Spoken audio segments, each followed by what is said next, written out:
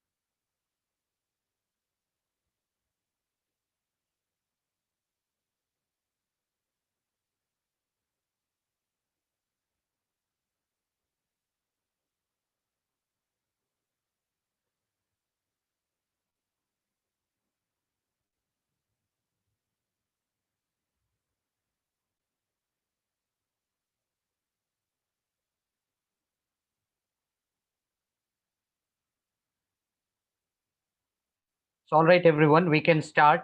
And meanwhile, all will keep joining. So, yes, we were about to discuss today the TPPs and the modular questions which were given to you as homework. So, जिनको जिनको doubts हैं, they all can ask me one by one. So, first we will begin with modular questions. So, कितने modules तक completely discuss हो गए थे?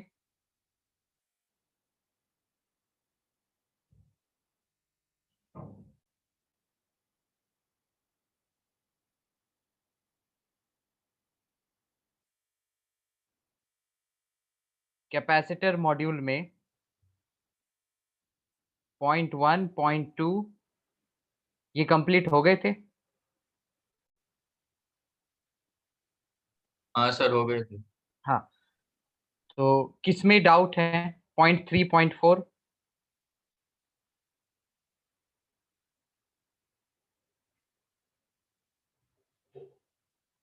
या फिर टीपीपीज में?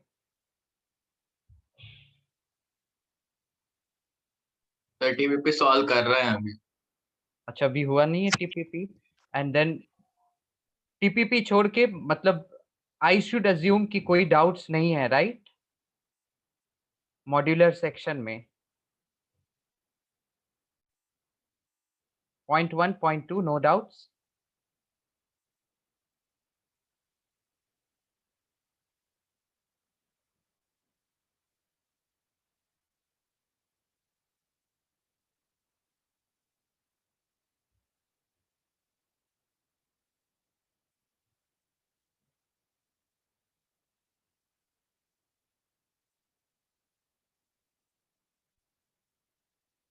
Okay, great. Point 1 and point 2, no doubts.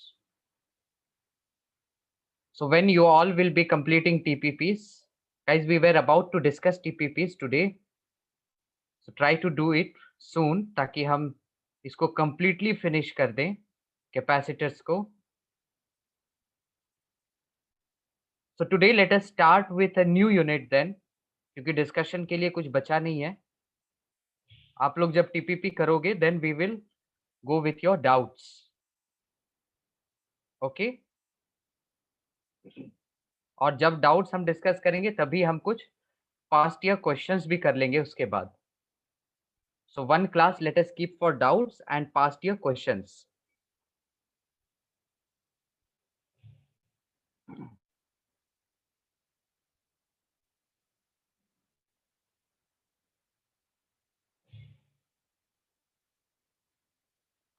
Okay, so we will begin with the next chapter, that is moving charges and magnetism.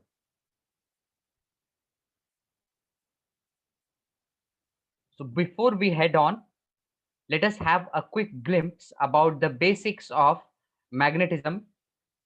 So what we are going to see throughout the chapter, we all have gone through current electricity. And in this unit, especially we will be seeing that a current carrying wire produces magnetic field around it. So if we have a current carrying wire, this current carrying wire will have some magnetic field around it. So in short, the motive of the unit will be that if there is electricity, from electricity, I can generate magnetism, or we can say I can see magnetism around it. In the next few units, we will be seeing how using the phenomena of magnetism, we can generate electricity. So these both are interconvertible. Yes, Abhiram, namaste. Okay, so these both are interconvertible. So in this unit, we will focus on कि अगर एक current carrying wire है, अलग अलग orientation में है, अगर जैसे कि a loop of wire हो गया, a circular loop हो गया, या फिर a squared loop हो गया, तो इसके रेस्पेक्ट में मैग्नेटिक फील्ड क्या क्या होंगे. Okay, so one more thing, we all have discussed about the charges, right? And charges can be in two state, एक तो रेस्ट पे हो सकता है और दूसरा मोशन में हो सकता है. Can you all tell me कि जब चार्जेस रेस्ट में रहेंगे तो क्या प्रॉपर्टी एग्जिबिट करेगा? Chapter name moving charges and magnetism. अगर हम यूनिट की बात करें, this unit is magnetism. Yes. So if the charges are at rest, what property are the charges likely to exhibit?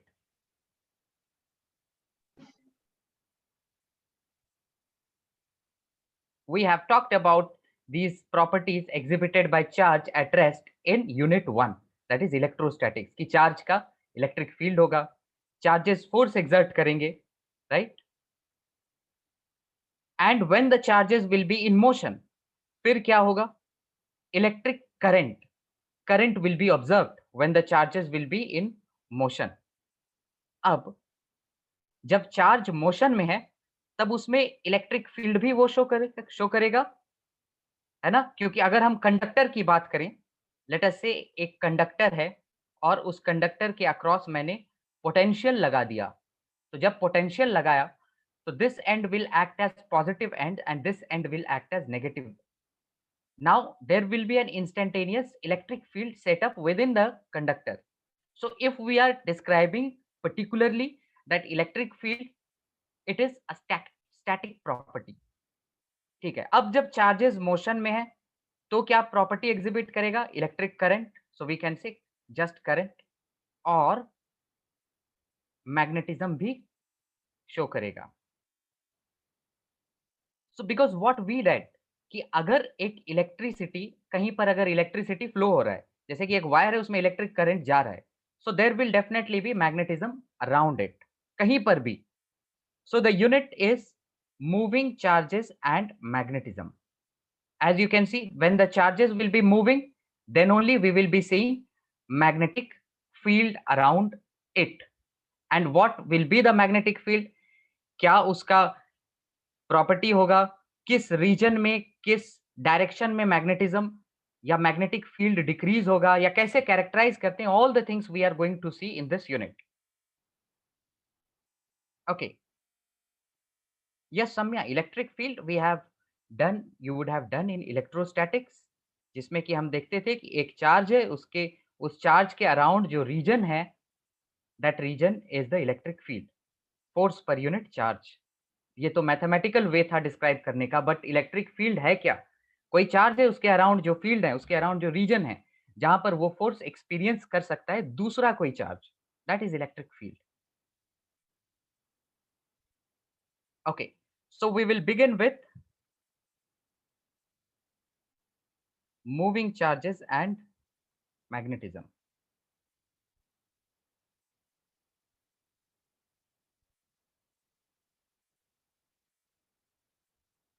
Okay, so first talking about a magnet, very basic things we will go through, जो कि हमें already पहले से idea है, but we should know the way to describe and define them. So how will I define a magnet? Because throughout the chapter we are going to describe about magnet and its field around it. So magnet, we can say any substance which attracts magnetic substance, है ना, very simple definition, magnet will attract magnetic substances.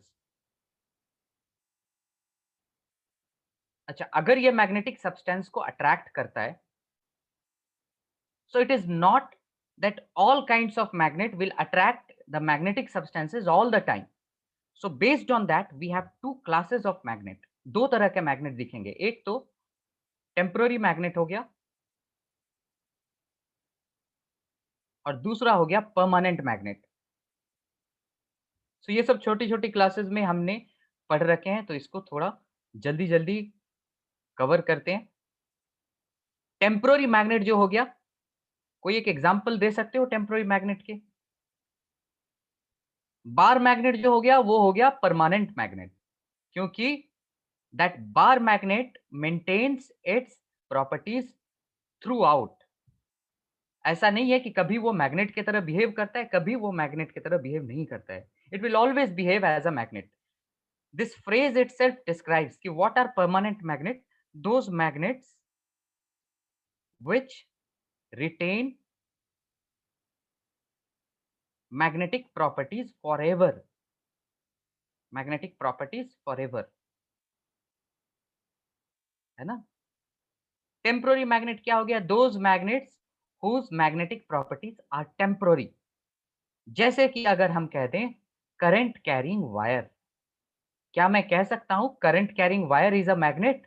No, I can say current carrying wire behaves as a magnet, right. Current carrying wire, it's good to say it behaves as a magnet. क्यों? क्योंकि हमने एक logical definition बना रखा है magnet का कि कोई मैग्नेटिक सब्सटेंस को अट्रैक्ट करेगा। But current carrying magnet, current carrying wire, it will behave as a magnet only when the current is flowing through it. तो इसीलिए उसका नेचर क्या हो गया, temporary magnet. We will discuss at the end the electromagnets, and we will see some of the applications where electromagnets are used and how even temporary magnets are useful.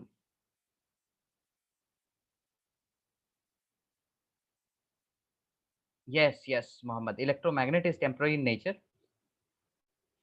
Rohit, comb क्यों temporary magnet होगा? ये बात सही है कि comb जो है, if you just go through, take the comb through your hairs, it will attract small bits of paper. But क्या bits of paper magnetic material है? नहीं. तो ये जो अट्रैक्शन हो रहे हैं यहाँ पर, ये फ्रिक्शन के वजह से हो रहे हैं, चार्जिंग बाय फ्रिक्शन. फिर से फर्स्ट चैप्टर में हमने पढ़ा, आपने पढ़ा होगा, charging by friction, charging by conduction, charging by induction. तो उसमें कॉम्ब जो अट्रैक्ट करता है बिट्स ऑफ पेपर को, that is charging by friction, है ना. हमने रब किया उसको हेयर्स के थ्रू. ओके. तो जो मैग्नेट की डेफिनेशन है वो हमेशा मैग्नेटिक मटेरियल्स को ही अट्रैक्ट करेगा. Okay, moving ahead. Now let us से वी हैव अ मैग्नेट, कोई भी मैग्नेट हो, टेम्पोररी हो या परमानेंट हो, बट हम कब उसको मैग्नेट कह सकते हैं? When it will have magnetic field around it, है ना. जैसे चार्ज के अराउंड इलेक्ट्रिक फील्ड होता है, वैसे ही मैग्नेट के अराउंड मैग्नेटिक फील्ड होता है. अब क्या ये मैग्नेटिक फील्ड रियल होता है? Yes, it exist, there is some region. ऐसा नहीं है कि जैसे ये मैग्नेट है, इससे मैं इसके सामने अगर एक आयरन नेल रखूं तो ये अट्रैक्ट करेगा. That's right, because this is magnetic material and this is a magnet. अब अगर इसी आयरन को मैं लेट अस सपोज 10 किलोमीटर दूर लेके चला गया तो फिर कोई अट्रैक्शन नहीं दिखेगा. Attraction will be very very very weak, that almost there will be no attraction. तो उस केस में we can say that this iron nail is out of the magnetic range, या फिर out of the region of this magnet where it can show its effect, right? So now we can say this iron nail at this position is out of magnetic field. mf से represent कर दिया magnetic field को, and this iron nail is in the magnetic field region. Okay, let us see what is the definition of magnetic field. How we can describe magnetic field? It is just the region around a magnet. क्या होता है magnetic field? जैसे electric field क्या होता है? एक charge के around जो रीजन होता है जहां पर the charge can show its effect. अब effect means we are very much sure कि कौन सी इफेक्ट की बात कर रहे हैं, फोर्स की बात कर रहे हैं, of course, right. So students, you will see a very close relationship between electrostatics and magnetism. जैसे जैसे सारे कॉन्सेप्ट है इलेक्ट्रोस्टैटिक्स में, सिमिलर कॉन्सेप्ट्स हम मैग्नेटिज्म में पढ़ते जाएंगे, एंड इनफैक्ट एक्सप्रेशंस भी ऑलमोस्ट सिमिलर होंगे बहुत सारे क्वांटिटीज के. Okay, so how will we describe magnetic field? It is the region around a magnet where its effect is experienced, and by effect we are very much sure we are talking about magnetic effect. Okay, now can you all tell me the properties of a magnet? Any 2 3 properties we all have gone through in the Sir, earlier. it always contains a North Pole and South Pole. Yes, that means we can say a magnet has 2 poles, and the very important magnetic monopoles never exist. Monopoles का मतलब है single poles will never exist. मतलब even if I cut the magnet into 2 equal halves, जैसे इधर north है इधर south है, अगर मैंने यहाँ से काट दिया तो ऐसा नहीं है कि इधर से मैं साउथ पोल लेके चला जाऊंगा, इधर से मैं हमारे दूसरे हाथ में नॉर्थ पोल होगा. अगर हम इसको कट करेंगे तो भी क्या होगा, ये नॉर्थ और ये साउथ बन जाएगा, और इधर नॉर्थ और इधर ये साउथ बन जाएगा. So that means monopoles can never exist, and magnet has 2 poles, and magnet attracts magnetic materials, and like poles repel or unlike poles attract. Okay, So these are the things which we are already sure of. Now talking about magnetic field, let us see some of the properties of magnetic field. अच्छा, पहले तो magnetic field को हम कैसे represent करते हैं? ये तो चलो रियल है कि एक मैग्नेट के अराउंड मैग्नेटिक फील्ड होगा, बट उस मैग्नेटिक फील्ड को हम कैसे रिप्रेजेंट करते हैं? So conventionally we represent magnetic field by magnetic field lines. तो क्या ये magnetic field lines real lines हैं? No, they are imaginary lines. This is to be remembered. This is imaginary lines. This is the imaginary lines that is used to show the magnetic field around a magnet. So let us see some of the properties of magnetic field lines, and that will be the property of magnetic field as well. So first, talking about the direction of magnetic field lines. तो direction क्या होगा? अच्छा, एक चीज, एक convention है that is very important. उस convention को हम याद रखते हैं, क्योंकि मैंने क्या बताया कि इलेक्ट्रोस्टैटिक्स में जितने भी कॉन्सेप्ट हैं हम उनको यूज करके मैग्नेटिज्म के कॉन्सेप्ट्स को पढ़ेंगे।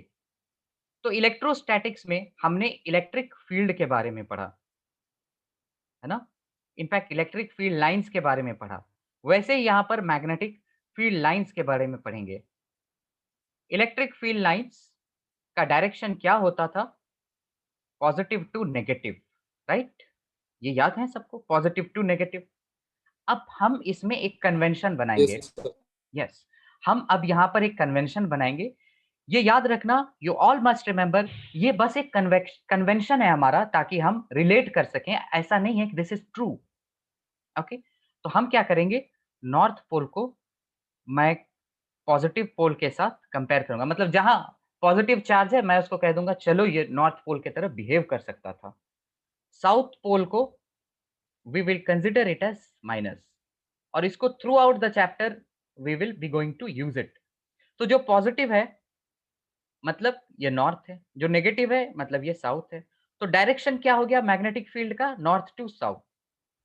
अच्छा, there is a very very important distinction between electric field lines and magnetic field lines. तो चलो पहले हम डायरेक्शन लिख लेते हैं। Direction is from north to south. अच्छा, ये डायरेक्शन इनकम्प्लीट है, अभी याद रखना है।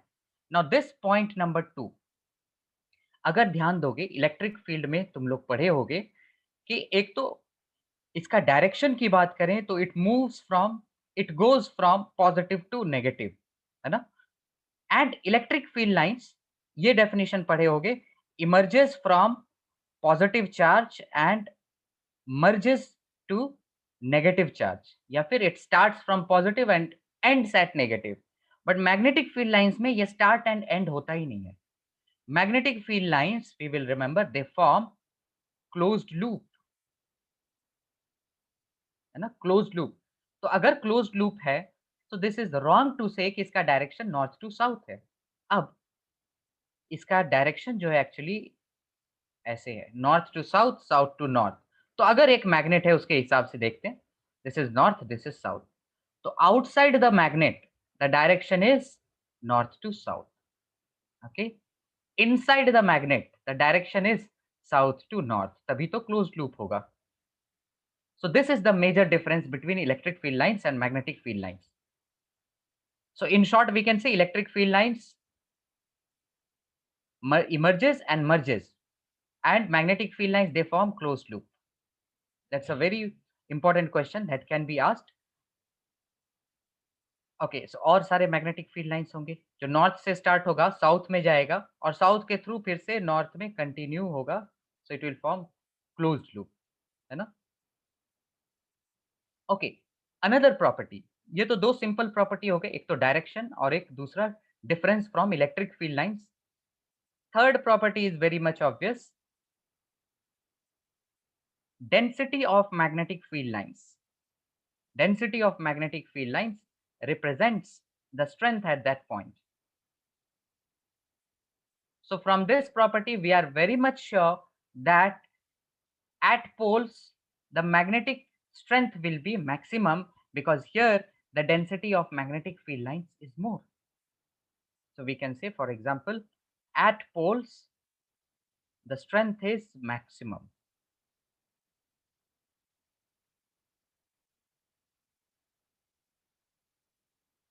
Yes, that's very good, Samar. No two field lines intersect. ये तो दोनों की डेफिनेशन है, इलेक्ट्रिक फील्ड लाइन की प्रॉपर्टी है, मैग्नेटिक फील्ड लाइंस की प्रॉपर्टी है, that no two magnetic field lines intersect at a single point. अब ये जो क्वेश्चंस है, ये जो प्रॉपर्टी है, that's very important for the boards. Questions can be why two magnetic field lines never intersect at a point. तो Sir, इसको because हमें it will mean that there are two directions of magnetic field at that point. Yes yes, तो इसको भी हम एक compass के help से एक्टिविटी के तरह हम इसके आंसर्स को शो कर सकते हैं, टॉकिंग इट अबाउट बोर्ड्स, है ना. लॉजिकली दैट्स वेरी करेक्ट कि एक पॉइंट पे दो मैग्नेटिक फील्ड लाइंस क्यों इंटरसेक्ट नहीं करेंगे, because it would mean two directions at a point. अच्छा, डायरेक्शन की अगर बात करें, सो वी नो कि मैग्नेटिक फील्ड की डायरेक्शन से अगर हमें कुछ निकालना है, so we have to use compass. तो अगर हम कॉम्पास को इस पॉइंट 1 पे रखेंगे तो क्या डायरेक्शन शो करेगा? ये डायरेक्शन, इस पॉइंट पे ये direction means it is good to remember कि जो डायरेक्शन शो करेगा compass, that will be tangent at these points, है ना, वो याद रखना. तो अगर let us suppose two magnetic field lines are intersecting at a point, if you keep a compass, that compass needle should show two directions at the same point of time, which is not possible, है ना. तो इसको हम जैसे होता है ना, √2 को इरेशनल करना है प्रूव, तो इसको पहले रैशनल कंसीडर करते हैं, फिर बाद में देखते हैं इट्स नॉट पॉसिबल. उसी तरह हम इसको पहले कंसीडर करेंगे. Let us keep a compass here and then we will show that it's not possible. Okay, anyways, so all of you have written these things. कुछ questions हो सकते हैं that you may get in boards.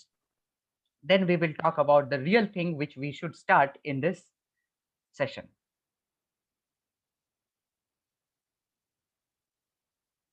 Okay, I'll move to the next board, and whoever has not written, they will raise the hand.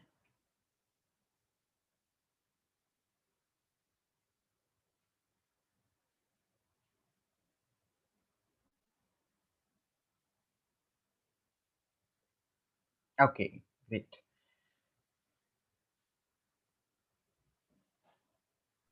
So let us now talk about the magnetic force generated. अच्छा, हमने क्या पढ़ा कि एक जो charge है, वो charge अगर रेस्ट पे है तो इलेक्ट्रिक फील्ड शो करेगा, अगर मूव कर रहा है तो करंट जनरेट करेगा, और साथ ही साथ it will show magnetic characteristic. So we must remember a charge if it is in motion, and this will produce magnetic field, है ना. ये करंट कैरिंग वायर का एग्जांपल हो गया.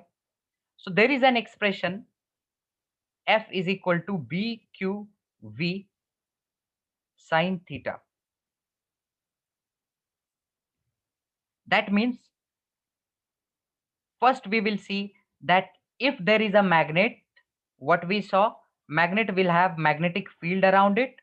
अब जैसे इलेक्ट्रिक फील्ड को हम रिप्रेजेंट करते थे E से, वैसे हम रिप्रेजेंट करेंगे मैग्नेटिक फील्ड को B से. And there is a direction for magnetic field, so it's a vector. Magnetic field is described in terms of Tesla. This is the SI unit of magnetic field. Okay, so let us say that there is a certain region, कोई एक reason है और वहां पर magnetic field है ना. ये direction बना दिया मैंने मैग्नेटिक फील्ड का. और इस रीजन में लेट अस सपोज कोई एक चार्ज है. I am talking about charge, so definitely it will not include neutrons. Questions में इवन भी कि अगर इस फील्ड में मैं न्यूट्रॉन को प्रोजेक्ट करूंगा तो क्या इस पे कोई फोर्स होगा? Answer is no, because force zero होगा जब इसमें से कोई भी जीरो होगा. तो चार्ज जीरो होगा तो फोर्स जीरो होगा. That means if the charge is neutron, there is no force.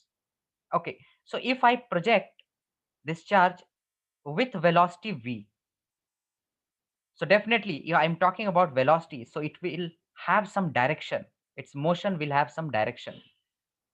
So let us say it's making an angle theta with respect to the magnetic field vector.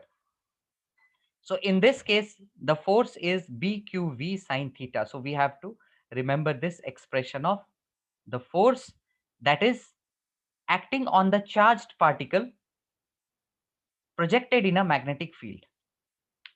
अच्छा, ये तो clear होगा ना? अगर electric field है, उस electric field में अगर हम एक चार्ज को थ्रो करेंगे तो वहां पे फोर्स वहां पर भी एक्सपीरियंस होगा, and that force is Q into E, right? So same way, if I'm throwing a charge in a magnetic field, it will experience some force, and that force is BQV sine theta. In short, we can write it as QV cross B, right? Because V cross B is VB sine theta.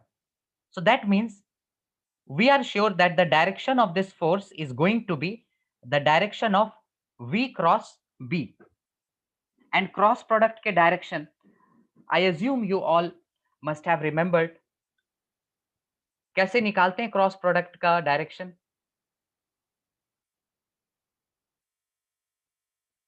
Using right hand thumb rule, right? जैसे कि ये रहा V vector और ये रहा B vector. अब इस पे फोर्स किस डायरेक्शन में लगेगा, मतलब cross product, right hand thumb rule. तो हम क्या देख रहे हैं, V क्रॉस B, तो हमें V से हैंड कर्ल करना होगा B के तरफ। तो हम क्या देखेंगे, this thumb is pointing into the screen, right? अगर वही मुझे डायरेक्शन निकालना होता B क्रॉस V, तो मैं B वेक्टर से स्टार्ट करता और V तक ले जाता, तो मैं देखता thumb is coming out of the screen. Yes, screw rule also works, but यहां पर एक बहुत ही अच्छा रूल है, and that rule is very efficient. कभी कभी राइट हैंड थंब रूल लगाने में ऐसे करें या फिर ऐसे करें, that becomes quite inefficient. So here I am talking about right hand palm rule. This is very important for the competitives, even for your boards. अब बोर्ड में ये नहीं पूछने वाले हैं कभी कौन सा रूल आपने लगाया, you have to just figure out the direction associated with the things given. तो राइट हैंड palm rule हम यूज करते हैं। तो सबसे पहले this is, you can see in the video, I am talking about right hand palm। तो इसमें ये जो 4 फिंगर्स हैं सबको स्ट्रेट रखना है, इस फिंगर को परपेंडिकुलर रखना है, राइट? तो ये जो 4 फिंगर्स हैं, this is representing the direction of magnetic field. और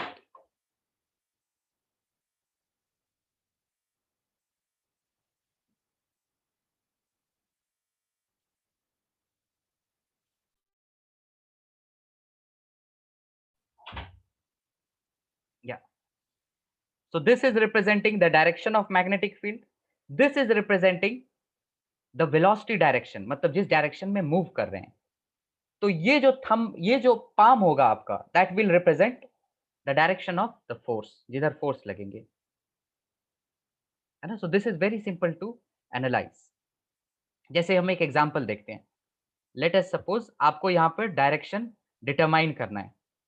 so you all can apply right hand thumb rule as well as right hand palm rule and let me know the direction of the force here.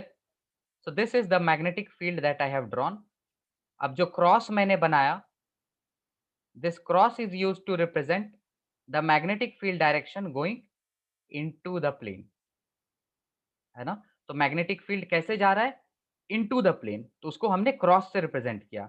Dot से represent करूंगा अगर, तो इसका मतलब क्या होगा, अगर 8-10 डॉट बना दिया और सर्कल बना दिया, that means magnetic field is coming out of the plane. Okay, so ये 2 कन्वेंशंस हमें याद रखना होगा। Okay okay, we will go with a direction, Rohit. So first example, ये रहा मैग्नेटिक फील्ड। अब मैंने इसमें चार्ज को इधर थ्रो किया, that means what is the direction of the motion of the charge, to the right. तो अभी हम right hand palm rule use करेंगे।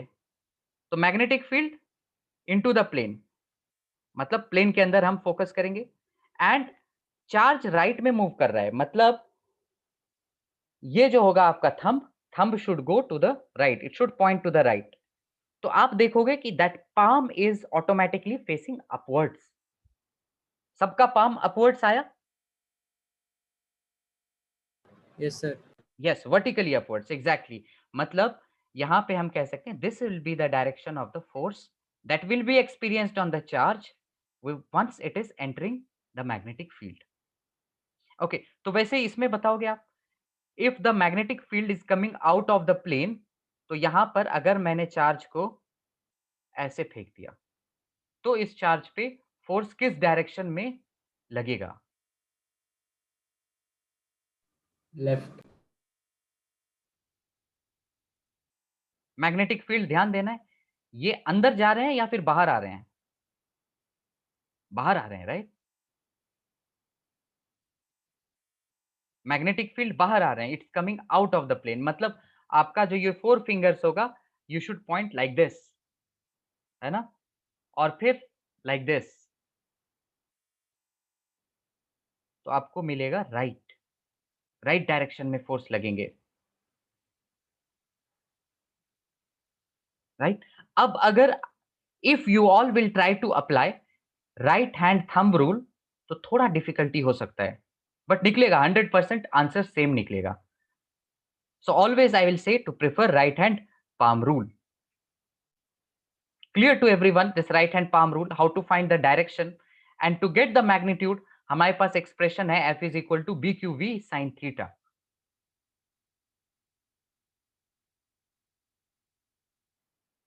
Okay, कोई भी डाउट होगा ask me any time in between, क्योंकि these are the basic things. अगर ये क्लियर नहीं रहा, then whatever we'll be going through in the subsequent chapters, that will be quite difficult. Okay, so moving ahead, हमने क्या पढ़ा कि जो फोर्स होगा एक मूविंग चार्ज पे, so we must talk about a charge moving in the magnetic field, है ना? ऐसा नहीं सिर्फ चार्ज मूव कर रहा है उस पर फोर्स लग रहा है, there has to be magnetic field और इलेक्ट्रिक फील्ड। तो हमने देखा कि अगर मैग्नेटिक फील्ड रहा किसी रीजन में अगर मैग्नेटिक फील्ड रहा तो उस पर फोर्स क्या लगेगा? Very simple, B Q v. अच्छा, वेक्टर है, so let us write in terms of q v cross B, right? Q v cross B. और उस रीजन में अगर इलेक्ट्रिक फील्ड भी है तो फोर्स क्या होगा? Q E vector. So if the region is having magnetic field and electric field, so the net force will be F1 plus F2 vector, है ना? As simple as that. So that will be Q V cross B plus E vector. So this net force we call it as Lorentz force. So what is Lorentz force? The net force experienced by a charge moving in a magnetic field and electric field. Clear to everyone? शायद ही कभी कभार question आ सकते हैं, describe Lorentz force, but generally we will get numericals based on this. Okay, let us now analyze the force experienced by a charge in the magnetic field. Okay, Samya right hand palm rule, चलो मैं एक बार बना ही देता हूं. यहाँ पर ये 4 fingers हैं हमारे पास, और लेट अस सपोज कि ये थंब, पहले तो थंब को परपेंडिकुलर रखना है, और these 4 fingers are representing the direction of magnetic field lines, या फिर magnetic field कह सकते हो. This is representing the direction of the current, and then palm will represent the direction of the force experienced. Okay, तो ये याद रखना है. यहाँ पर अभी तक हमने क्या बात किया? पॉजिटिव चार्ज पे. तो ये याद रखना है कि ये सिंपल मोशन का डायरेक्शन नहीं लेंगे, we will take the direction of current. क्योंकि जैसे कि ये एक वापस एग्जांपल में चलते हैं, दिस इज मैग्नेटिक फील्ड, और मैंने क्या किया? चार्ज को यहां से थ्रो किया. I am talking about charge, so I haven't given the magnitude. चलो मैं अब प्रोटॉन लेता हूं. अगर प्रोटॉन को यहां पर फेंका तो प्रोटॉन पे कौन से डायरेक्शन में फोर्स लगेगा? क्विकली,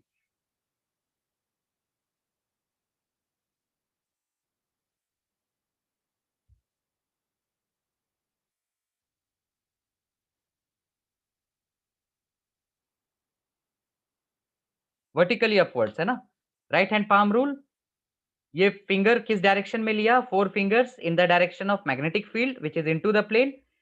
ये जो है थंब किस डायरेक्शन में लिया, डायरेक्शन ऑफ करंट, और करंट का क्या डायरेक्शन है, मूवमेंट ऑफ पॉजिटिव चार्ज, और प्रोटॉन तो पॉजिटिव है, तो ये जो पाम रिप्रेजेंट किया that is representing the direction of the force experience. Okay, that's correct. तो पॉजिटिव चार्ज पे फोर्स ऊपर लगा।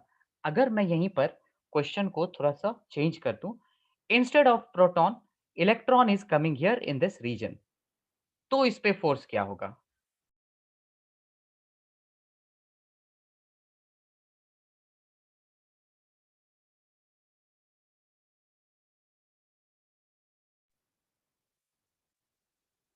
वर्टिकली डाउनवर्ड्स, यस, क्योंकि इलेक्ट्रॉन भले ही राइट में जा रहा है, बट अगर इलेक्ट्रॉन राइट में मूव कर रहा है तो करंट की क्या डायरेक्शन होगी, लेफ्ट, है ना। If negative charge is moving to the right, positive will be moving to the left. तो मतलब जो ये थंब है, अब थंब को हमें लेना होगा राइट, ये लेफ्ट डायरेक्शन में। ओके, एंड मैग्नेटिक फील्ड का डायरेक्शन सेम है, so palm is facing downwards now. तो अब फोर्स क्या एक्ट करेगा इलेक्ट्रॉन पे, in the downward direction. This is clear to everyone कि ये हम क्यों लेते हैं करंट के डायरेक्शन, ये हमारा बस एक कन्वेक्शन है। Okay, to know the direction. Okay, so yes, moving ahead to the magnitude of the force experienced by a charge moving in the magnetic field। तो हमने क्या देखा कि ये रहा हमारा force F is equal to BQV sin theta। So under what circumstance there could be no force acting on the charge moving in a magnetic field, right? So I am just talking about a general case on a charge moving in a magnetic field। मतलब this is not possible कि charge zero हो। So let us just talk about all the circumstance under which the force could be zero। एक तो कोई magnetic field ही ना हो, then definitely there will be no force। एक तो वो species chargeless हो, means that could be a neutron, या उसकी कोई velocity ना हो, मतलब if the charge is at rest, तो भी उसमें कोई force act नहीं करेगा, charge should be moving। and the most important thing that this theta should not be equal to, we can say n pi when n is an integer, है ना। Theta ना तो, इन शॉर्ट अगर देखें, ना तो 0 हो या फिर ना तो 180 हो। मतलब अगर लेट अस से ये मैग्नेटिक फील्ड है और चार्ज को भी मैं इसी डायरेक्शन में फेंक दिया, तो एंगल कितना हो गया दोनों के बीच में, 0। तो साइन 0 कितना होता है, 0। That means there will be no force.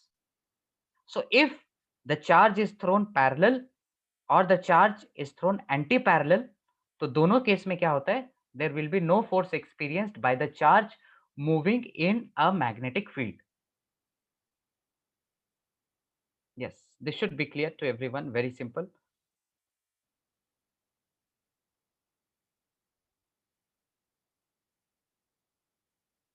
Okay, तो अभी हमने देखा कि एक चार्ज अगर मैग्नेटिक फील्ड में मूव कर रहा है तो उस पे फोर्स लगेगा।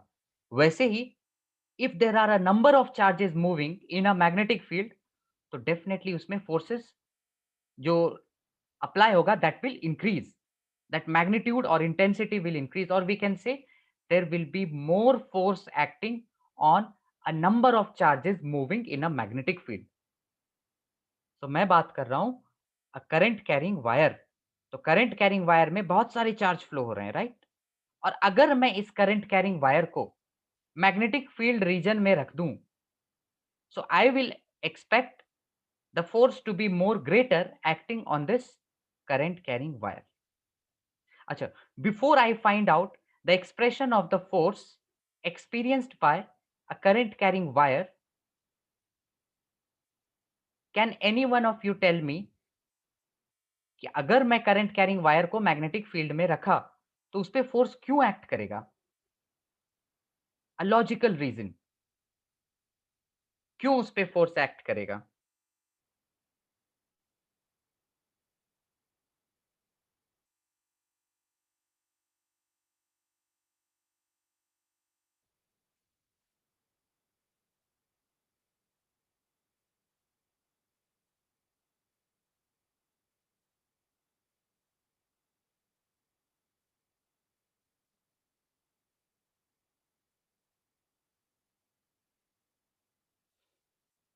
Forces because of individual charges flowing as current. Okay, so individual charges पे force act कर रहे हैं, इसलिए overall current carrying wire पे force act करेगा. That's good, that's correct. एक हम लॉजिकल अगर रीजन देखें दूसरे टर्म्स में, चलो ये तो होगा ही, जो हम पढ़ रहे हैं अभी करंटली डिस्कस कर रहे हैं उसके वजह से फोर्स तो होगा ही.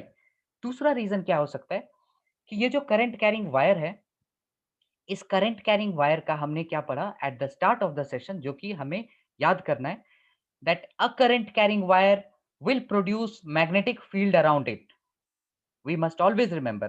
तो ये अगर करंट फ्लो हो रहा है तो इस करंट कैरिंग वायर का भी एक मैग्नेटिक फील्ड है, and both these magnetic fields will interact. अब जब इंटरैक्ट करेंगे तो ऑफ कोर्स फोर्स क्रिएट होगा. For example if you have two magnets positioned near to each other, तो चाहे वो पोल्स सिमिलर हो या फिर पोल्स डिफरेंट हो, दोनों के बीच में फोर्स तो होगा ही. क्यों फोर्स होगा? Because there magnetic field lines will interact. Same चीज यहां पर हो रहा है. So in all the ways we are seeing that if there is a current carrying wire positioned in a magnetic field, तो उसमें फोर्स एक्ट होगा. Force will act on that wire. तो चलो let us find the expression.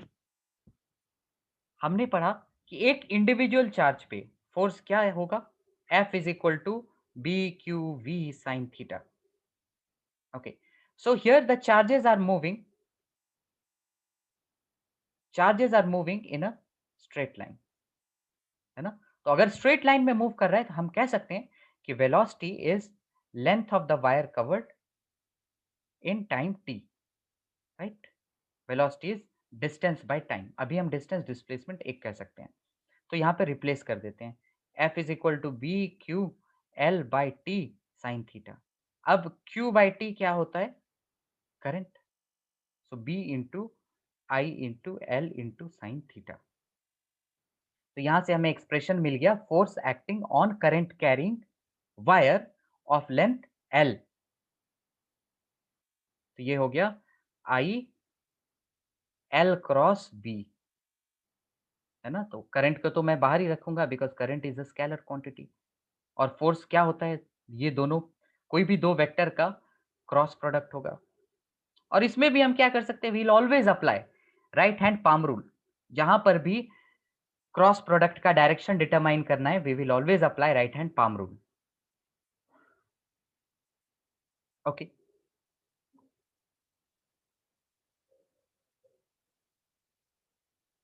so let us do a simple question. Everyone, it's clear till here, and everyone, I hope you all have noted whatever we discussed. I'll be moving to the next board. Whoever has not noted, they will just tell me. I'll just navigate back. Okay. So let us do a simple question based on what we learned.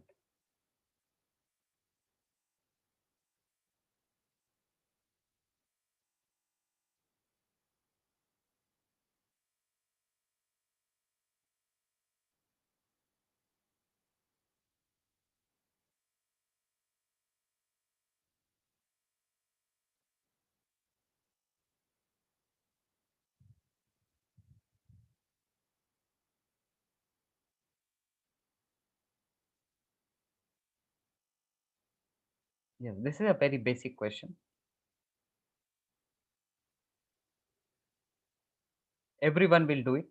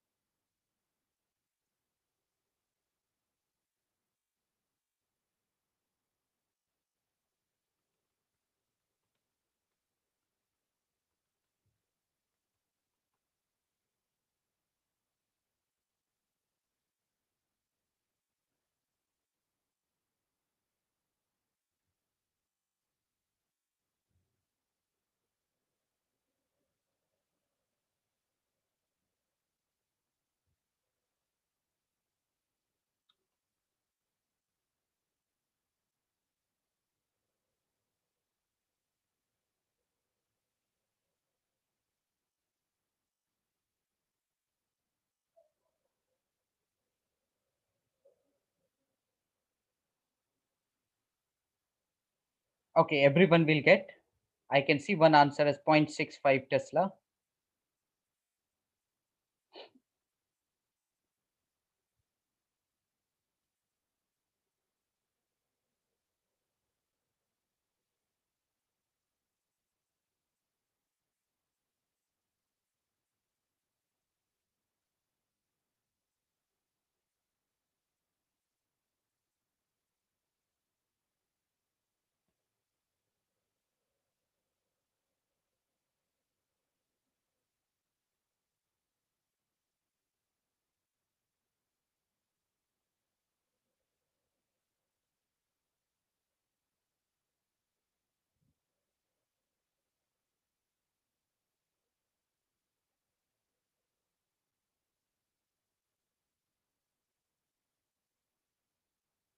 Okay, 0.65 Tesla I can see. For the majority, 0.52 Tesla also I can see.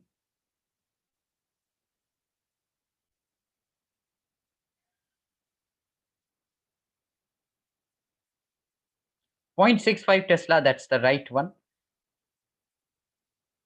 0.65 Tesla, that's right. तो यहाँ पर क्या होगा इस situation में? A straight wire of mass 200 grams. So ये रहा straight wire. And what is the mass of the straight wire? 200 grams. So let's convert everything in SI units. So 0.2 kg. Now this of length 1.5 meters carries a current of, इसके through current कितना flow हो रहा है? 2 ampere. It is suspended. Suspended मतलब कहीं पर ये air में पोजिशनड है by a uniform horizontal magnetic field. Magnetic field कैसा है? हॉरिजॉन्टल है, मतलब इस डायरेक्शन में. Horizontal means you can assume going into the plane. Now what is the magnitude of the magnetic field? तो पहली बात है कि ये वायर है, उसका मास m है. So there will be some weight acting to this wire and that will be mg. अब ये वायर पोजीशन कब होगा? जब इसकी कोई फोर्स इस डायरेक्शन में हो and that force is equal to mg, है ना, तभी ये इस पे नेट फोर्स 0 होगा and it will be positioned.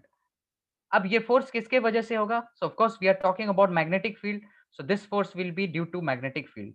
That will be B Q we sine 90. अब साइन 90 क्यों हुआ? Because theta was the angle between L vector and B vector. तो मैग्नेटिक फील्ड कहाँ जा रहा है? इनटू द प्लेन, क्योंकि इनटू को हमने लिया है हॉरिजॉन्टल और length is here, that means angle is 90. So from here we can easily find out the value of B is equal to mg by IL, है ना. तो मैं एक चार्ज के रेस्पेक्ट में किया, या फिर आप ये भी लिख सकते हो BIL sin 90 degree. So mg by IL 0.2 into G, let us take 10 by IL, 2 into L is 1.5. So you will see this gets cut. This becomes 2 by 3.66 Tesla or 0.67 Tesla to be more precise. Understood everyone?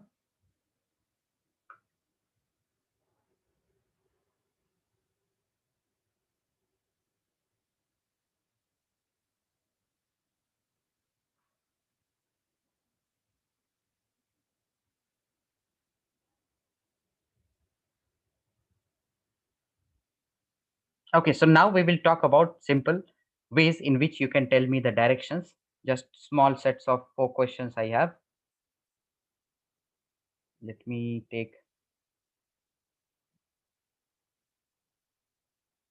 Yes, Aryan, this question was from NCERT. So generally we never do from any particular book. सबके combination है. जैसे ये question देखोगे तो ये कोई competitive book से लिया गया है. So accordingly wherever I feel what all things I have to introduce, I am just bringing them. Okay, there are some questions even in NCERT which are good to follow. Okay, so moving ahead with the direction you have to determine. तो सबसे पहला magnetic field into, or I will not mention about whether it is positive or negative. अगर मैंने सिर्फ कहा कि एक charge है, अगर मैं कुछ मेंशन नहीं किया, you should assume it to be positive. तो लेट अस से अगर पॉजिटिव चार्ज इस डायरेक्शन में आया, so what will be the direction of the force? vertically upwards. Vertically upwards. Okay. Number 2, let us say we have now magnetic field in the downward direction, और इस पे एक charge को मैंने फिर से सेम राइट डायरेक्शन में positive charge को थ्रो किया। फोर्स किस डायरेक्शन में? Inwards. Very good, into the plane, मतलब कि ये कह सकते हैं this is the direction of the force. अब ये समझ, यू आर टेलिंग आउटवर्ड्स कैसे? Right hand palm rule, magnetic field इधर और इसको इधर, राइट? ये थोड़ा टेढ़ा होगा बट मैग्नेटिक फील्ड नीचे वर्टिकली डाउनवर्ड्स, ये थंब टू द राइट, तो तुम देखोगे कि ये पाम जो है वो इनवर्ड्स जा रहे हैं। सो वेरी सिंपल, इनवर्ड्स होंगे direction. Okay, another one, late us से now we have magnetic field out, or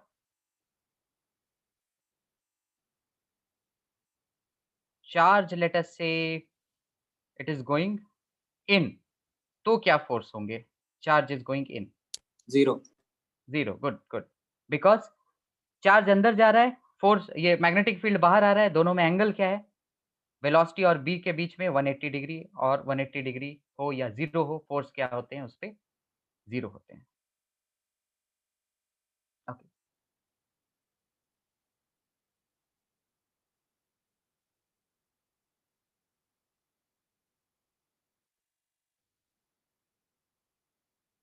so let us find out, let us do a simple numerical here.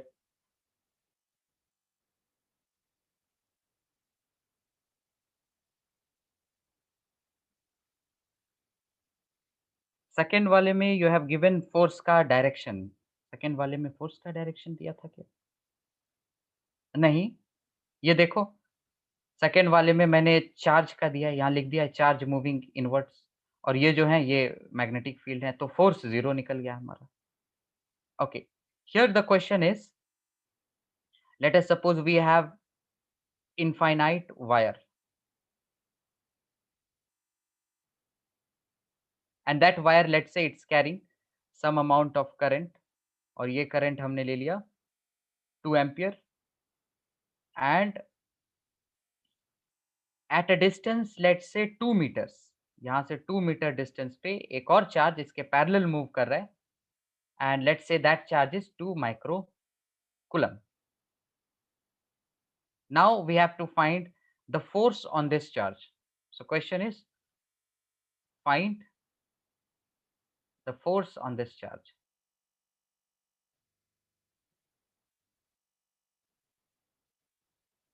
So now we haven't talked about the way to find out magnetic field, तो मैं magnetic field का expression दे दूंगा अभी, mu not I bye, चलो ये mu naught P बाद में देखेंगे, I by 2 R into 10⁻⁻7 2 R, ये हो गया मैग्नेटिक फील्ड का, जहां पर I is the current, R is the distance from the wire.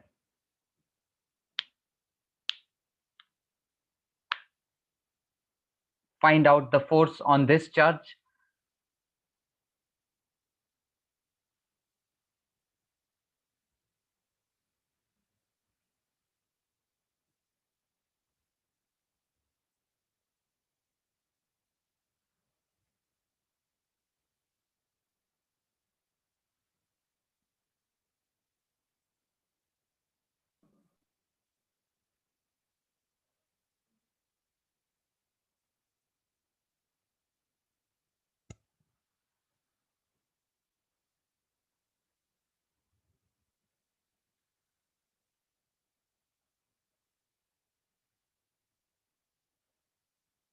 Take this as 2r, 2I by r.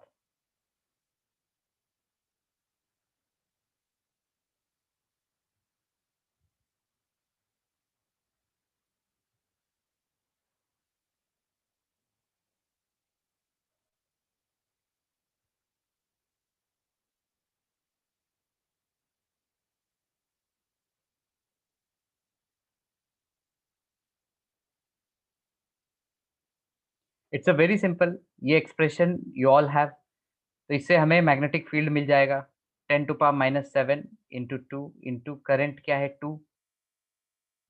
तो यहाँ पर जो मैग्नेटिक फील्ड होगा that is very much obvious कि इस करंट कैरिंग वायर के वजह से होगा। तो ये जो एक्सप्रेशन दिया है that is the magnetic field due to current carrying wire divided by R. तो ये कट गया, बचा क्या मैग्नेटिक फील्ड 2 इंटू 10⁻⁷ टेस्ला। अब फोर्स क्या होगा, force will be B Q we sine theta, या फिर करंट कैरिंग वायर के टर्म्स में I B L sine theta. So what is I? I is 2 ampere. B is 2 into 10⁻⁷. L length कितना है?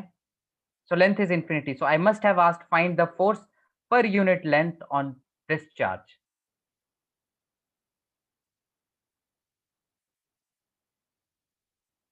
So have you all done this one? मैंने length infinity सोचा था तो सोचा कि पर यूनिटी होगा, तो इससे मैंने 0.4 बोल दिया, 0.4 इंटू 10⁻⁻। हाँ, तो पहले यह यहाँ पर ये आइडेंटिफाई करना है, ये जो फोर्स हम निकाल रहे हैं किस पे निकाल रहे हैं? We are finding the force on this, है ना। अगर हम इस पे फोर्स निकालते तब हम ये यूज करते ना, तो you all would have stopped me. Question is very much specific कि मुझे फोर्स इस पे निकालना है, मतलब एक चार्ज पे, तो मैं यही यूज करूंगा ना, मैं क्यों इस पे जाऊंगा? इसके वजह से मैग्नेटिक फील्ड होगा और उसके वजह से इस पे फोर्स लगेगा। So that will be B Q we sine theta. So that will be B 2 into 10⁻⁷, q is 2 into 10⁻�6। Velocity दिया होना चाहिए इसका v into sine theta sine 90। तो इसका आंसर तो ये आ रहा है, this much newton. Even velocity will also be there. You all must have asked me velocity. Is this clear कि क्वेश्चन का ऑब्जेक्टिव क्या था और क्या मिसिंग थे क्वेश्चन में डिटेल्स? Yes, sir. Yes. हाँ sir. Okay. Moving ahead.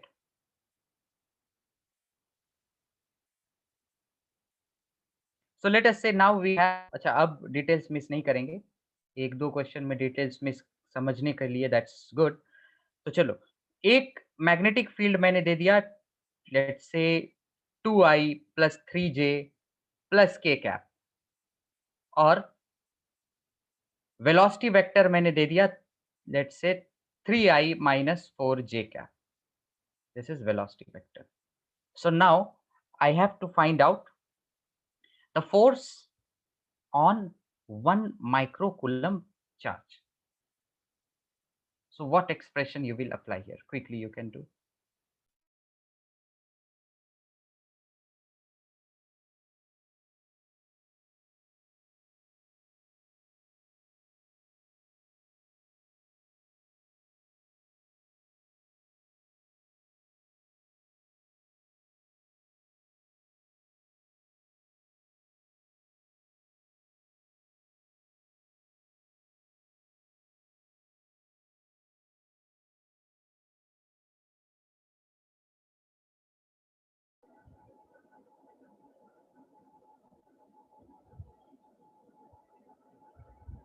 Cross product,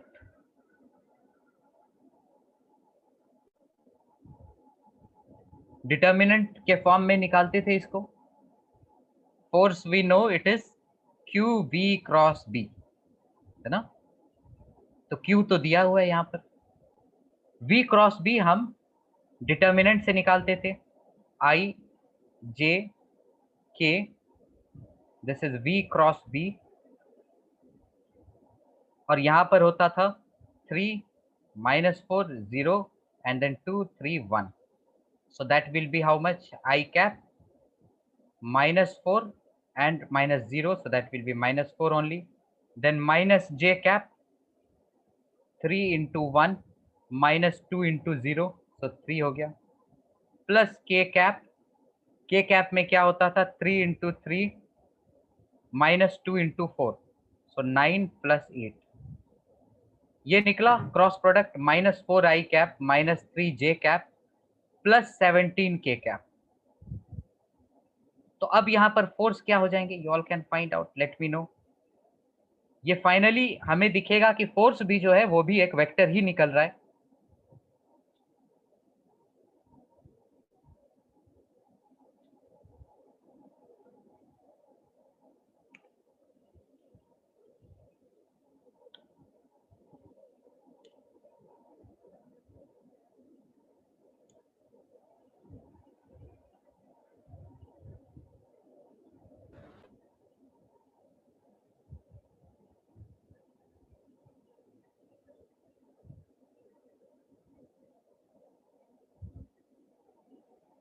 force क्या हो जाएगा अब यहाँ पे Q into v cross B कर देते हैं।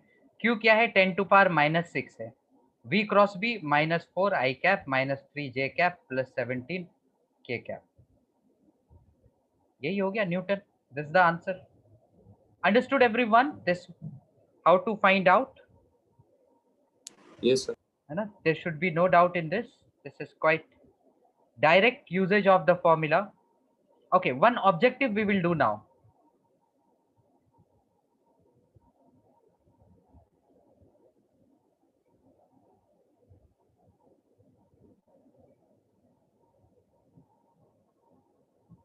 So there is a moving charge. A moving charge, let's say it is projected in a magnetic field. और मैग्नेटिक फील्ड कैसा है? B vector is equal to 3 i cap plus 4 j cap times 10⁻⁻2 tesla, and the charge accelerates at, let us say acceleration vector ले लिया हमने कोई भी, x I cap plus 2 j cap. Now you have to find out x. I'll give you option as well. I'll just take a moment to get the option. Till then you all can try.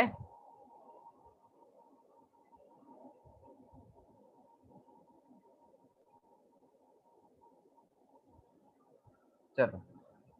Roughly I'll get the option. Okay. Sir, is any detail missing there? नहीं, all details are appropriate यहाँ पर. ठीक है sir.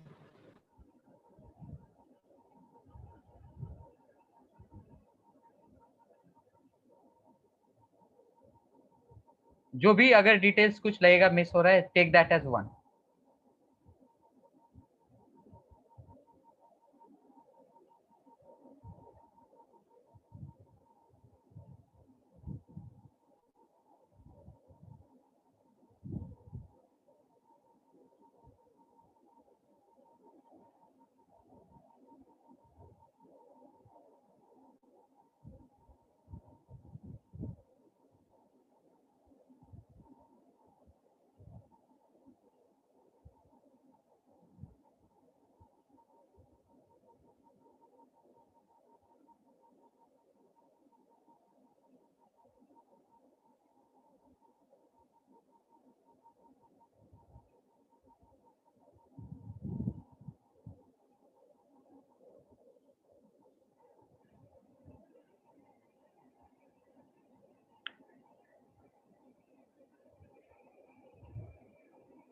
क्या यहाँ पर हमें charge या मास चाहिए कुछ भी?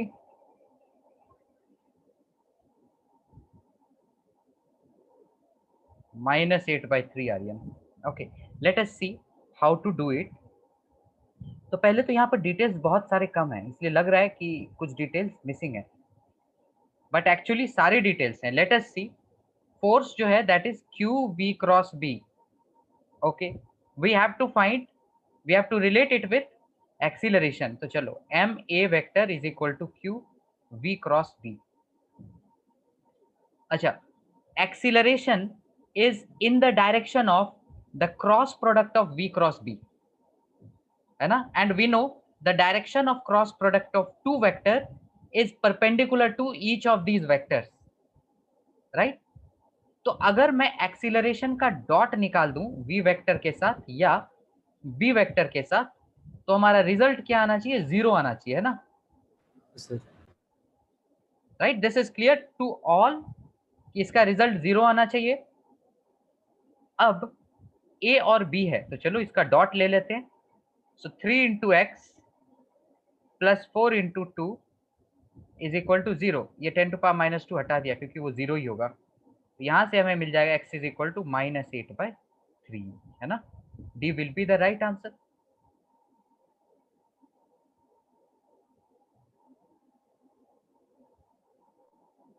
Okay, so next class we will focus more on question solving from the modules. This time let us just focus on covering maximum theories from this unit, moving charges and magnetism. Okay, moving to the next thing. Here what we will do, let us say we have this, just the application of what we learned.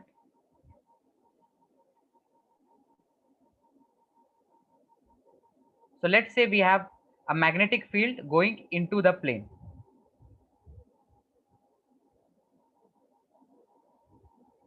So this is just the extension of what we learned, and these extensions, 3 points we will remember.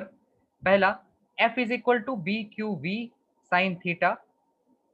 तो इसमें angles पे हम पढ़ेंगे. First angle could be between, first theta could be 0 degree, theta could be 90 degree, या theta can be between 90 and 0 degree. 3 cases we will deal. Okay, first, if I project the charge in this direction, तो angle क्या हो गया हमारे, कौन सा case हो गया, ये 90 डिग्री वाला, right? Because v vector and b vector going into the plane और velocity vector going to the right, angle between them is 90 degree. अच्छा, इस 90 डिग्री केस में इस पार्टिकल या इस चार्ज का पाथ क्या होगा? We will remember it to be circular. पहले तो है, इसको हम डायरेक्ट याद कर लेंगे. चलो अब देख भी लेते हैं कैसे होगा सर्कुलर. हमने क्या किया, पार्टिकल को इधर प्रोजेक्ट किया, तो इसको जो हमने डायरेक्शन दिया that is to the right.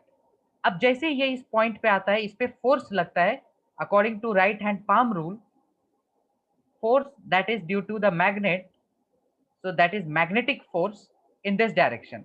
तो अब जो पार्टिकल क्या होगा, थोड़ा इस डायरेक्शन में आ जाएगा. मतलब जो पार्टिकल यहाँ से यहाँ आना था, वो पार्टिकल अब यहाँ आ जाएगा, है ना? अब क्या होगा, इस पॉइंट पे पार्टिकल इस डायरेक्शन में मूव कर रहा है, तो फोर्स किधर एक्ट करेगा, टेल मी? इधर एक्ट करेगा या इधर एक्ट करेगा? वन अलोंग वन और अलोंग टू?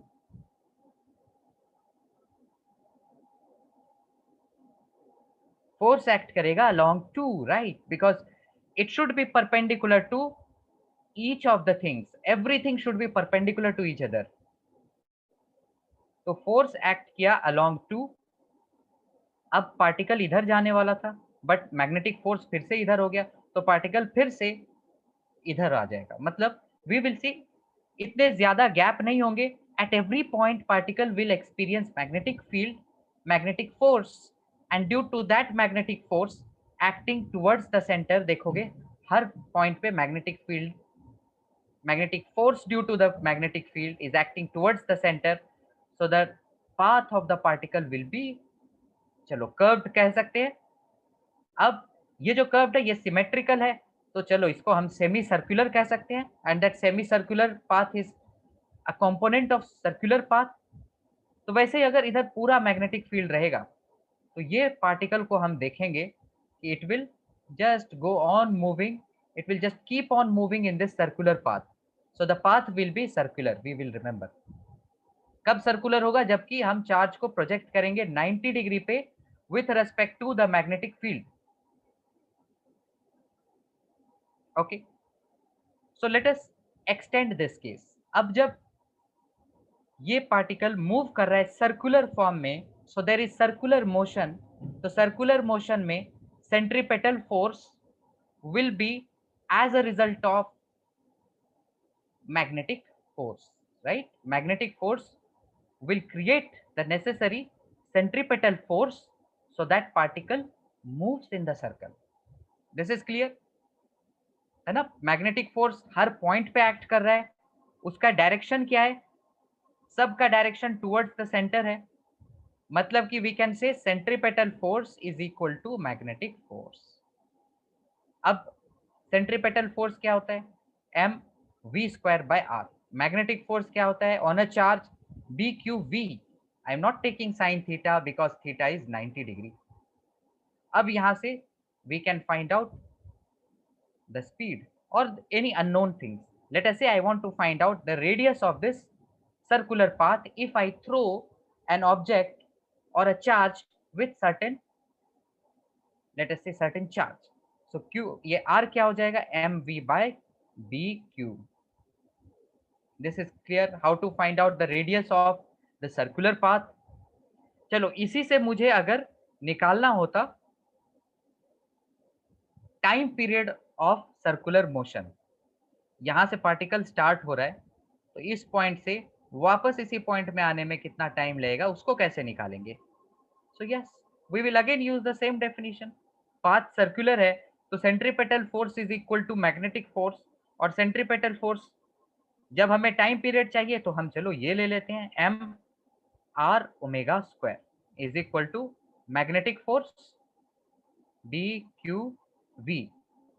अच्छा, या तो एक और चीज कर सकते हैं, टाइम पीरियड निकालना है ये भी कर सकते हैं, या फिर इसको ले लेते हैं और v के जगह r ओमेगा रख देते हैं, है ना, because we know v is equal to r omega.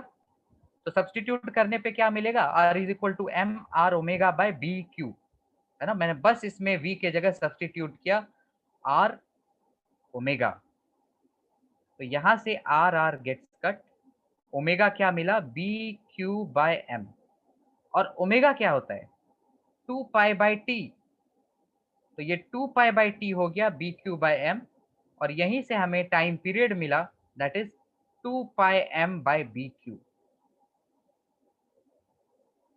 So can anyone tell me कि अगर मैं चार्ज को डबल स्पीड से फेंकूं, लेट अस सपोज पहले v स्पीड से फेंक रहा था तो टाइम पीरियड t था, अभी अगर डबल स्पीड से फेंका तो टाइम पीरियड क्या होगा, rest all things remain same.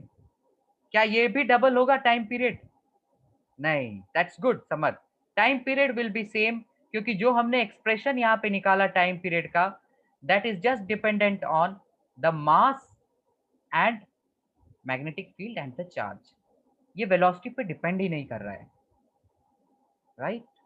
Clear to everyone, you all can note this. हो सकता है इससे क्वेश्चंस फ्रीक्वेंसी पे बेस्ड भी हो सकते हैं, तो अगर टाइम पीरियड है हमारे पास तो we know frequency is 1 by time period, और इसका एक्सप्रेशन बन जाएगा B q by 2 pi m. So this is the frequency of charged particles in magnetic field when charge is projected at an angle 90 degree. And this is the time period. This is the radius of the circular path. Okay, no doubts to anyone. So today we are just seeing the theories. Next class we'll just keep on doing questions from the modules. Okay, let us see 0 degree पे क्या path होंगे. तो चलो इसको भी हम याद कर लेते हैं. पाथ होगा स्ट्रेट लाइन. क्यों स्ट्रेट लाइन होगा, so let's say this is the magnetic field, right direction में मैग्नेटिक फील्ड है. अब 0 डिग्री पे मैंने एक चार्ज को फेंका, मतलब दोनों के बीच में एंगल क्या हुआ, 0, and force will be 0 because F is equal to B Q B sine theta. Theta ही 0 है तो साइन थीटा 0 होगा, और फोर्स 0 होगा, मतलब इस पे कोई मैग्नेटिक फोर्स एक्ट ही नहीं करेगा. मतलब अगर हमने इसको इधर प्रोजेक्ट किया तो ये इधर ही चलते चला जाएगा. So path will be a straight line path. Clear to everyone कि थीटा जब 0 होगा तो पाथ स्ट्रेट होगा, थीटा जब 90 होगा तो पाथ सर्कुलर होगा. नाउ द फाइनल थिंग कि थीटा जब इन दोनों के बीच में कोई एक एंगल होगा that is not 0 or nor 90 degree, so it will be yes spiral, the path will be spiral. चलो देखते हैं path spiral क्या होगा, क्यों होगा. That's the final part of our discussion today. Okay, let us say magnetic field मैंने इधर ले लिया. अब चार्ज को मैंने एक एंगल पे प्रोजेक्ट कर दिया. This is v, this is b, this is theta. So this is quite complex to analyze. इसी कॉम्प्लेक्सिटी को हम शॉर्टन करने के लिए क्या करेंगे, we will just project the velocity component. एक इधर प्रोजेक्ट कर दिया v cos theta, v cos theta. एक इधर प्रोजेक्ट कर दिया, ये हो गया v sin theta. So instead of seeing the path of the particle or the path of the charge with velocity v, it is just enough to see the path of the charge due to v sin theta and v cos theta. तो v sin theta देखो, तो ये जो velocity है, let me take this as v perpendicular, तो ये जो velocity है this is perpendicular to the magnetic field. तो इस कंपोनेंट के वजह से हमारा पाथ क्या होगा, सर्कुलर होगा, right. Due to this component the path will be circular, क्योंकि हमने अभी अभी पढ़ा है कि 90 डिग्री अगर एंगल होता है वेलोसिटी और मैग्नेटिक फील्ड में तो पाथ सर्कुलर होता है. इस कंपोनेंट के वजह से पाथ क्या होगा, देखो this velocity is in the direction of magnetic field. तो due to v cos theta, let's say this as v parallel, इसके वजह से path will be straight line, है ना. हमने जो पहले डिस्कस किया है वही चीज हमने यूज किया है.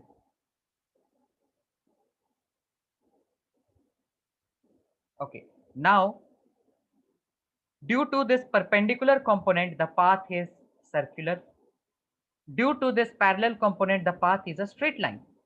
मतलब कि ये पॉइंट यहां पर मिलने के वजह ये क्या हो जाएंगे, थोड़े शिफ्ट हो जाएंगे. क्यों शिफ्ट हो जाएंगे, क्योंकि एक तो सर्कुलर पाथ होगा ही और इधर भी तो हमारा मोशन है, इधर भी तो वेलोसिटी है. तो ये क्या होगा, सर्कल करते करते थोड़ा सा राइट में डिस्प्लेस होते जाएगा. डिस्प्लेस क्यों होगा, इसके वजह से, और कितना डिस्प्लेस होगा, that's an important question to find out. So we call this distance along horizontal as pitch. क्या होता है pitch, horizontal distance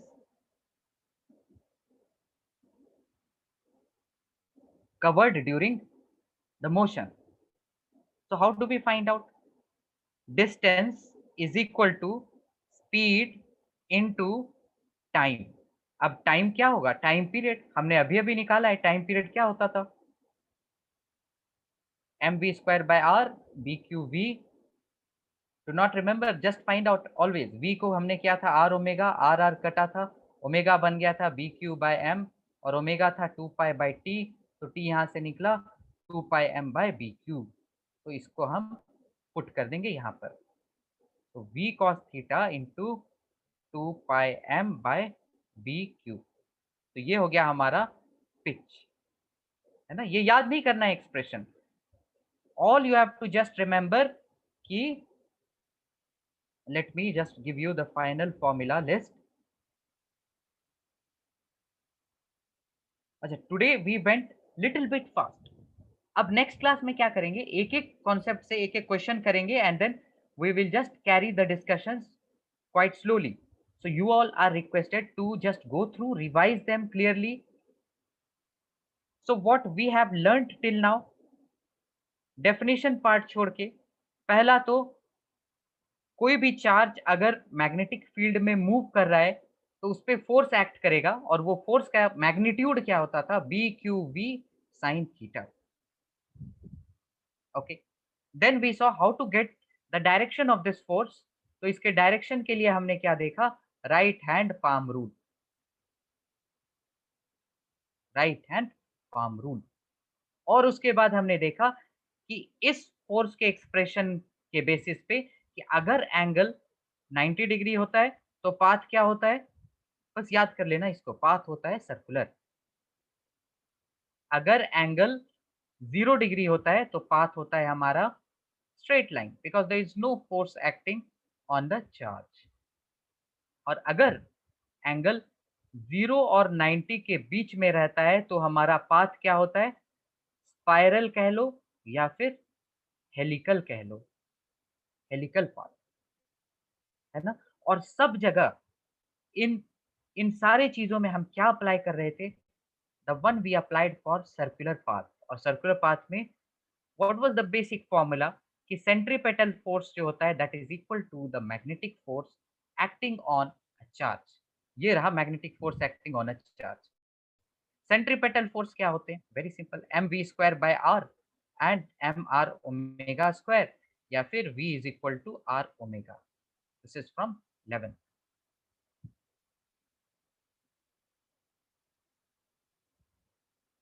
Okay, we also talked about the force acting on current carrying wire, force acting on current carrying wire placed in a magnetic field, placed in a magnetic field. और ये क्या होता है, बस इसी को हमने improvise किया और बनाया F is equal to BIL sin theta, है ना। तो ये जो राइट हैंड पाम रूल था, इसको हमने देखा, this was an advanced rule, an easy rule to use instead of right hand thumb rule.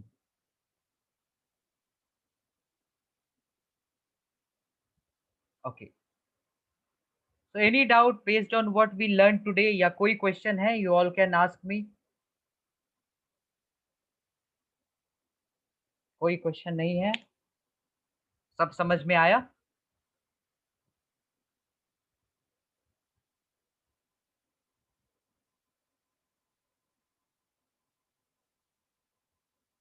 Okay, good good good everyone. सब कोई रिवाइज करेंगे, बहुत ही छोटी चीज पढ़े हमने, बस थ्योरी पढ़ा हमने, छोटे छोटे न्यूमेरिकल्स देखा। So everyone will revise and जो टीपीपीज हैं या फिर कुछ पेंडिंग वर्क्स हैं उसको कंप्लीट कर लो। So we will discuss them और फिर इसके क्वेश्चंस करेंगे, right? All right everyone, yes. So let's meet in the next class, till then bye. Thank you, sir. Thank you, sir. Okay, bye bye, bye bye everyone. Thank you, sir. Thank you, sir.